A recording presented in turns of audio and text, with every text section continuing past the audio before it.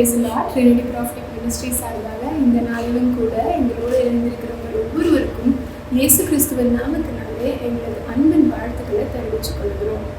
இந்த ஜனவரி மாதம் முழுவதும் நம்ம தியானிச்சு வந்து கொண்டிருக்கிற வாக்குத்தத்த தலைப்பு இயர் ஆஃப் விக்ட்ரி.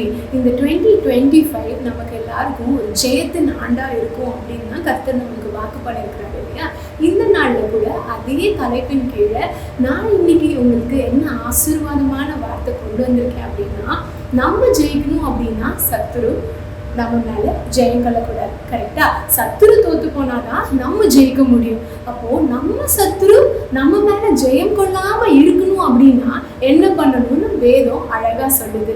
அந்த வசனத்தை நம்ம பார்க்கலாமா? சங்கீதம் 41வது அதிகாரம் 11வது வசனம். என் சத்துரு என் மேல் ஜெயம் கொள்ளாததினால் நீர் என் மேல் பிரியமா இருக்கிறீர் என்று அறிவேன். பார்த்தீங்களா? இவ்வளோ அழகான வசனம் இல்லை? என் சத்துரு என்னை ஜெயம் கொள்ளாததுனால எனக்கு என்ன தெரியுது, இப்போ என் கர்த்தர் என் மேல பிரியமா இருக்கிறாருன்னு தெரியுது அப்படின்னு தாவீது சொல்றாரு. இந்த நாள்ல கூட சத்துருக்கள் நம்ம மேல ஜெயம் கொள்ளாம இருக்கணும் அப்படின்னா நம்ம கர்த்தருக்கு பிரியமா இருக்கணும். தாவீது பார்த்தீங்க அப்படின்னா இந்த வேதம் முழுசும் தாவீதை பார்த்து கர்த்தர் சொன்ன மாதிரி வேற யாரையுமே சொல்லலை. ஏன்னா தாவீதை பார்த்து கர்த்தர் சொல்றாரு, என் இருதயத்துக்கு ஏற்றவன், எனக்கு பிரியமானவன், என் இருதயத்துக்கு ஏற்றவன், நான் நினைச்சா அவன் செஞ்சிருவான். அந்த மாதிரி அர்த்தத்துல கர்த்தர் எவ்வளவு அழகா அவனை குறித்து சாட்சி சொல்றாரு. அந்த மாதிரி வேற யாருக்குமே சாட்சி சொல்லலை. இன்னும் இதுல பெரிய விஷயம் என்ன அப்படின்னா, தாவீது வந்து ஃபுல்லா ஒரு பரிசுத்தமா எந்த தப்புமே பண்ணாம வாழ்ந்தான் அப்படின்னு வேதம் சொல்லலை. தாவீது எத்தனையோ தடவை விழுந்தான், எத்தனையோ தடவை அவன் பாவத்துல விழுந்தவனாகவும் சிறு சிறு தவறுகள் செய்தவனாகவும், ஏன் அடல்ட்ரி, மர்டர் அந்த மாதிரி பாவங்கள் கூட தாவீதோட வாழ்க்கையில இருக்கு. ஆனாலும் தாவீது வந்து ஜெயிச்சான். அவனோட வாழ்க்கைய தோற்று போன வாழ்க்கைய அவன் முடிக்கல, ஜெயாலியா தான் அவனோட வாழ்க்கைய முடிச்சான். எப்படி சொல்றேன்னு பாக்குறீங்களா? 1 நாளாகமம் First Chronicles 29வது அதிகாரத்துல 28வது வசனம் சொல்லுது, தாவீது தீர்காயுசும் ஐஸ்வர்யமும் மகிமையும் உள்ளவனாய் நல்ல முதிர் வயதுல மறைத்து போனான்னு. இந்த நாள்ல கூட நம்மளோட வாழ்க்கையை குறித்து நமக்கு எத்தனையோ பயங்கள் இருக்கலாம், எத்தனையோ கலக்கங்கள் இருக்கலாம். ஆனா கர்த்தருக்கு பிரியமா இருக்கும் பொழுது, கர்த்தரோட இருதயத்துக்கு ஏற்றவங்களா நம்ம இருக்கும் பொழுது, நம்ம கீழே விழுந்தா கூட கர்த்தர் நம்மளை தூக்கி விட்டுருவாருங்க. அப்படி இந்த 2025 நம்மளுக்கு இயேசு கிறிஸ்துவுக்கு பிரியமா நம்ம வாழ்ந்து நம்மளோட இருதயமும் கர்த்தரோட இருதயத்தோட ஒற்று இருந்தது அப்படின்னா நம்ம ஜெயாலியா இருக்கும். 3 ரகசியம் சொல்லித்தரேன். இயேசு கிறிஸ்து, கர்த்தராக இயேசு கிறிஸ்து நம்ம மேல பிரியமா இருக்கணும் அப்படின்னா, நம்மளோட இருதயமும் கர்த்தரோட இருதயத்துக்கு ஒன்று இருக்கணும் அப்படின்னா இந்த 3 காரியம் இருந்துச்சு, நம்மளோட இருதயம் இந்த 3 விதமா இருந்தது அப்படின்னா நிச்சயமா நம்ம மேல சத்துரு ஜெயம் கொள்ளவே மாட்டான். நம்மளும் தீர்காயுசும் ஐஸ்வர்யமும் மகிமையும் உள்ளவங்களா நல்ல முதிர் வயதுல கர்த்தரோட பர்பஸ், காலிங், உலக பிரகாரமான காலிங், பரலோக காலிங்கையும் நிறைவேற்றினவர்களா நம்மளோட வாழ்க்கையை முடிப்போம். ஓகேவா? அந்த 3 ரகசியம் என்னன்னா, தாவீதோட இருதயம் எப்படிப்பட்ட இருதயமா இருந்துச்சு அப்படின்னா, அவனுக்கு ஒரு அடோரிங் ஆர்ட் இருந்துச்சு. அப்படியே கர்த்தரை துதிச்சு கொண்டே இருக்கிற இருதயம் இருந்துச்சு. அடோர் பண்ணிட்டே இருந்தது அவனோட இருதயம். அதே மாதிரி அவனோட இருதயம் எப்படி இருந்துச்சு? Abundant heart. கர்த்தருக்கு தரதுல ஒரு அபண்டன்ட் ஹார்ட் அவனுக்கு இருந்துச்சு. நல்ல தாராளமா கர்த்தருக்கு செய்யறானா இருந்தான். அதே மாதிரி 3வது அவனோட இருதயம் எப்படி இருந்துச்சுன்னா அக்செப்டிங் ஹார்ட்டா இருந்துச்சு.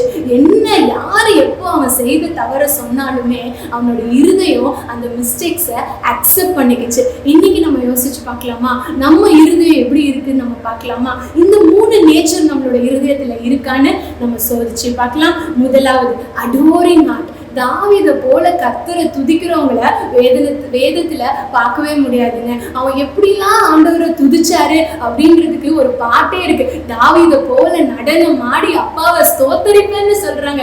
அந்த அளவுக்கு அவன் கர்த்தரை துதிச்சு ஸ்தோத்தரிச்சிருக்கான். அவனோட மனைவியே வந்து இவ்வளோ பேர் முன்னாடி உன் வஸ்திரத்தெல்லாம் கலட்டி போட்டு உனக்கு அவமானமா இல்லையா அப்படின்னு மனைவி கேட்கிற அளவுக்கு அவன் கர்த்தருக்கு முன்பாக ஆடி துதிச்சான். ஆனா என்ன சொல்றான்? கர்த்தருக்காக நான் அதை செய்தேன்னு சொல்றான். அதே மாதிரி சங்கீதம் 119 164 சொல்லுது, ஒரு நாளில் 7 தரம் உம்மை துதிக்கிறேன். தாவீது யாருங்க? சும்மா ஒரு சாதாரண ஒரு சும்மா உட்கார்ந்துருக்காளுன்னு நினைச்சிட்டீங்களா? இல்ல, தாவீதுக்கோட வாழ்க்கை பிஸியஸ்ட் லைஃப். அவன் ராஜாவா இருந்தான். அவனை சுத்தி எத்தனையோ சத்துரு, எவ்வளவோ போராட்டம் இருந்தாலும் அவன் ஒரு நாளைக்கு 7 நாள் கர்த்தரை துதிச்சானா. நம்ம எப்படிங்க துதிக்கிறோம்? நம்மளோட நாவல துதி எவ்வளவு நேரம் இருக்கு? நம்ம வாழ்க்கையில துதி எவ்வளவு நேரம் இருக்கு? நம்மளோட இருதயத்தை இந்த நேரம் யோசிச்சு பார்க்கலாமா? இந்த வேலையில நம்ம யோசிச்சு பார்க்கலாமா? தாவீதை போல கர்த்தரை துதிக்கிறவங்களா நம்ம மாறலாமா?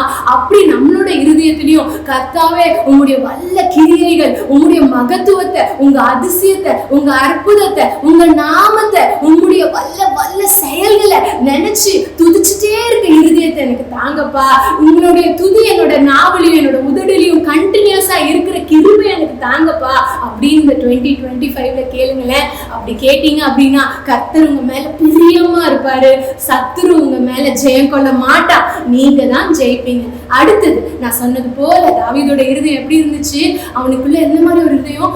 abundant heart. அவனுக்கு அப்படியே தாராளத்துவமா கர்த்தருக்கு செய்யறது அவனுக்கு ரொம்ப பிடிக்குங்க. நான் உங்களுக்கு ஒரு சின்ன சின்ன இன்சிடென்ட்ஸ் மட்டும் நான் காட்டுறேன். இப்போ நமக்கு அதாவது உடன்படிக்கை பெட்டியை கொண்டு வரும் பொழுது எருசலேமுக்கு அவன் என்ன பண்ணானா, அப்பதான் இந்த மாதிரி நடனம் ஆடி துதிக்கிறாங்கல்ல, அப்போ அதே அதிகாரம் தான் அந்த 2 சாமுவேல்ல 6வது அதிகாரத்துல 13வது வசனத்தை பாருங்களேன்.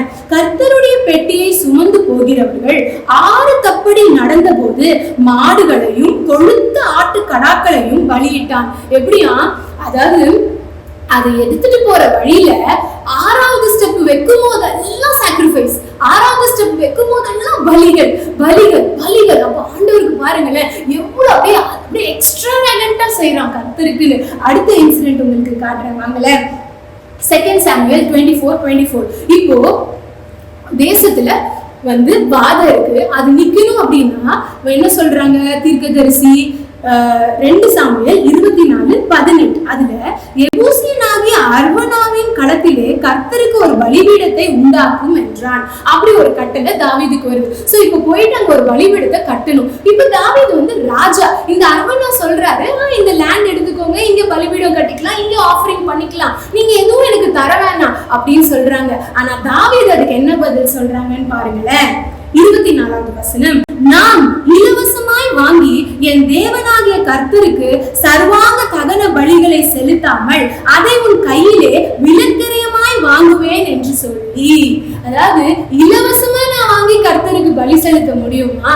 இங்கிலீஷ்லயும் ஒரு இதுல போட்டிருக்காங்க இந்த மாதிரி, I cannot offer something to God that cost me nothing. எனக்கு ஒண்ணுமே இல்லாம எனக்கு ஒரு ஃப்ரீயா கிடைக்கிறதோ இல்ல நான் அதுக்குன்னு ஒரு கரையமே செலுத்தல, காசு விஷயத்திலயோ இல்ல சரீர பிரகாரமாவோ இல்ல மென்டலியோ நான் அதுக்குன்னு எதுவுமே விலக்கிறையும் செலுத்தாத ஒண்ண என் கர்த்தருக்கு நான் சாக்ரிஃபைஸா கொடுக்க முடியாது, அதை ஒரு ஆஃபரிங்கா கொடுக்க முடியாது. அப்ப அவன் இருதயம் எப்படி இருக்கு பாருங்களேன். அந்த மாதிரி ஒரு இருதயம் இந்த வேலையில நமக்கு வேணும். அந்த மாதிரி ஒரு இருதயமா நம்ம இருதயம் இருக்கணும்னு ஆண்டவரிடத்துல கேளுங்க. அதே மாதிரி உங்க எல்லாருக்கும் தெரிஞ்சது, வேதத்துல தாவீதுக்கு ஆண்டவருக்குன்னு ஒரு ஆலயத்தை கட்டணும்னு ரொம்ப ஆசை. ஆனா ஆண்டவர் சொல்லிட்டாரு, உன்னோட கை ரத்தக்கரை படிந்தது நிமித்தம் நீ எனக்கு ஆலயத்தை கட்ட மாட்ட, உன்னோட குமாரன் எனக்கு ஆலயத்தை கட்டுவாருன்னு சொல்லிட்டாரு. ஆனா தாவீது சும்மா இல்லைங்க. தாவீது 1 நாளாகமும் 29வது அதிகாரத்துக்குள்ள பாத்தீங்கன்னா அவன் மக்களிடத்துல அந்த சாலமனுக்கு ராஜாவா அரியணை ஏற்றதுக்கு முன்னாடி மக்களிடத்துல இருந்து ஆலயத்துக்கு எவ்வளோ காணிக்கைகளை, எவ்வளோ பொண்ணு, எவ்வளோ கோல்டு வாங்குறான்னு நீங்க பாத்தீங்க அப்படின்னா நீங்க என்னெல்லாம் உங்க இருதயத்துல தோணுதோ ஆலயத்தை கட்ட கொடுங்க அப்படின்னு கேட்கும் பொழுது மக்கள் கொடுத்தாங்க. அதுல எனக்கு ரொம்ப பிடிச்ச ஒரு வசனம் 3வது வசனத்தை பாருங்களேன். 1 நாளாகமம் 29:3. இன்னும் என் தேவனுடைய ஆலயத்தின் மேல் நான் வைத்திருக்கிற வாஞ்சையினால் பரிசுத்த ஆலயத்துக்காக நான் சவதரித்த அனைத்தையும் தவிர எனக்கு சொந்தமான பொன்னையும் வெள்ளியையும் என் தேவனுடைய ஆலயத்துக்கு என்று கொடுக்கிறேன். ஒரு ராஜா அவனுடைய இருதயம் எப்படி இருக்கு பாருங்க. பரிசுத்த ஆலயத்தின் மேல எனக்கு இருக்கிற வாஞ்சியின் நிமித்தம் இவ்வளோ நான் எடுத்துட்டேன், மக்களிடத்துல எல்லாம் நம்ம கலெக்ட் பண்ணி இவ்வளோ இருக்கு, நானும் கொடுத்துருக்கேன், இன்னும் என்னோட சொந்த சம்பாத்தியத்துல இருந்து நான் இதெல்லாம் தரேன் அப்படின்னு தாவீது சொல்றாரு. இப்படிப்பட்ட இருதயம் நமக்கு இருக்கா? எவ்வளோ கொடுத்தாலும் இன்னும் கொடுக்கணும், கர்த்தருக்கு இன்னும் கொடுக்கணும், இயேசுவே ஆசீர்வதிங்கப்பா, நான் இன்னும் கொடுக்கணும், உமக்கு இன்னும் கொடுக்கணும், உமக்கு இன்னும் கொடுக்கணும் அப்படின்னு உங்க இருதயம் கதறுதா? அந்த இருதயத்தை இந்த நாள்ல பெற்றுக்கொள்ளுங்களேன். உங்க சத்துரு உங்க மேல ஜெயம் கொள்ள மாட்டாங்க. உங்க சத்துரு உங்க மேல ஜெயம் கொள்ள மாட்டாங்க. நீங்க தான் ஜெயிப்பீங்க. அடுத்து நான் என்ன சொன்னேன்? அவனோட இருதயம் எப்படிப்பட்ட இருதயம்? Accepting heart. தாவீது நிறைய தவறுகள் அவனோட லைஃப் டைம்ல பண்ணியிருக்கான். ஆனா ஒரு தடவையும் தீர்க்கதரிசிகள் அவனுக்கு சொல்லும் பொழுது அவனோட இருதயம் எப்படி தெரியுமா இருந்துச்சு? அவனோட தவறை அக்செப்ட் பண்ணிக்கிச்சு. மத்தவங்க மேல பிளேம் பண்ணல, இல்ல ரீசன் அவுட் பண்ணல, இதனாலதான் நான் இந்த தப்ப பண்ணேன், இல்ல இவங்க சொன்னாங்க, இல்ல என்ன ஃபோர்ஸ் பண்ணாங்க, அப்படி அவன் நியாயம் பேசவே இல்லைங்க. நாதான் தீர்க்கதரிசியா இருக்கட்டும், காத் தீர்க்கதரிசியா இருக்கட்டும், ரெண்டுமே ஃபெமிலியரான இன்சிடென்ட் தான். அவன் உரியா விஷயத்துல பண்ண அந்த தவற அப்போ நாதான் தீர்க்கதரிசி சொல்லும் பொழுது அவனோட இருதயம் உடனே அதை ஏத்துக்குச்சிங்க. அவன் மறுபேச்சே பேசல, ஆமா நான் தப்பு பண்ணிட்டேன் அப்படின்னு. நான் வாங்கலேன் என்னோட கூட இந்த வசனத்துக்கு 2 சாமுவேல் 12:13 2 சாமுவேல் 12:13 வந்தீங்கன்னா, அப்பொழுது தாவீது நாத்தானிடத்தில் நான் கர்த்தருக்கு விரோதமாய் பாவம் செய்தேன் என்றான்.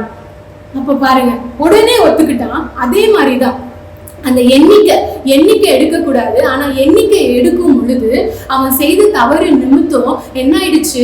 வாதம் வந்துருச்சு. அப்போ அந்த வாதம் வந்த உடனேவே அவன் போய் கர்த்தரிடத்துல மன்றாடுறான். ஆனா ஒரு விஷயத்தை நீங்க கவனிச்சு பாத்தீங்கன்னா, 1 நாளாகமம் 21:17 இப்போ 1 நாளாகமத்துல 21க்கு நீங்க வந்தீங்கன்னா 17ல தாவீது என்ன சொல்றாருன்னா, தேவனை நோக்கி, ஜனத்தை என்ன சொன்னவன் நான் அல்லவோ, நான் தான் பாவம் செய்தேன், பொல்லாப்பு நடப்பித்தேன், இந்த ஆடுகள் என்ன செய்தது?